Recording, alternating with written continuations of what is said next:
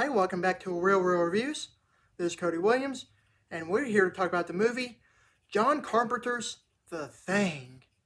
The actual title is just called The Thing because the reason I put John Carpenter's name in front of it is because we have two other movies that share the same name. The Thing from Another World, which released back in the 50s, and there's also a prequel that was made in 2011, surprisingly that has the same title, The Thing, which predates the events of John Carpenter's movie. I just wanted to clarify all that just to avoid the confusion for everybody. In John Carpenter's take on the story, he makes things larger than life. With his great success in the horror genre, he's made fantastic movies that rank among the best of them all. I mean, look at 1978's Halloween. That movie is a masterpiece that helped form the genre of slasher flicks, and he also worked on other greats such as The Fog, Escape from New York, Christine, Big Trouble in Little China, and so on. There's just way too many to list. It's easy to say that he's one of the best directors in the industry. The Thing is no doubt one of my favorite horror movies of all time, and it was also my dad's favorite too. If my dad ever found it on TV, we would both watch it no matter how many times we have seen it. I can't say how many times I've seen the movie because I honestly do not know. What I do know for a fact is that I've seen it like crazy, and I can quote the movie verbatim. This movie just gets better and better with every viewing. The amount of work that John Carpenter and his team put into this movie is glorious, and it shows tremendously. Enough of that. Let's talk about the movie's story. The movie is set in 1982 in a desolate U.S. research station located in Antarctica, and their base is suddenly invaded by a helicopter from the nearby Norwegian research station. The helicopter crew is chasing after a dog that has escaped from their base and hopes to kill it, and the people at the U.S. research station have no clue why. After they land, the helicopter blows up, and the crew die due to a mishap with a grenade in a shootout with the Americans. After this incident, the Americans fly to the nearby Norwegian base station only to discover that everyone is dead or missing. At that same base, they discover charred remains of a strange creature and bring it back to their station. They come to terms that it is in fact an alien life form. Throughout the events of the movie, they also discover that this alien can take over and assimilate into other life forms, which includes humans, and spreads pretty much like a virus. Because of this means that anybody at the base station could be inhabited by this thing, and tensions start escalating quickly. Sounds like an intense movie, right?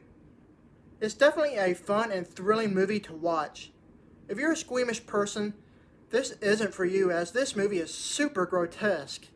If this is something you think you can stomach and haven't yet seen it, well, buckle up and prepare yourself for a horrifying movie experience of a lifetime. Let's talk about what makes this movie so spectacular.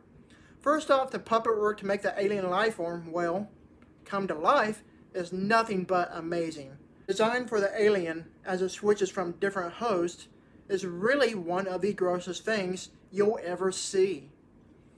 The makeup design of the creature and the puppetry team behind it is really the film's biggest standout.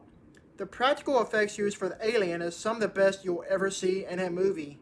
You have amazing actors in this movie, such as Kurt Russell, Keith David, and the late Wilford Brimley, who just passed away recently.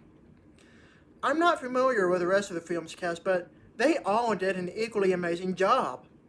Besides being a creature feature flick, this movie also deals with psychological horror because they all can't trust each other and they try to outsmart the alien life form to prevent it from escaping the station. It just makes for a fun time figuring out who's who and what's what. It's almost like a morbid game of Clue, trying to figure out who's infected and who's not. The movie's soundtrack, that's composed by Ennio Morricone, is hauntingly beautiful and captures the movie atmosphere perfectly.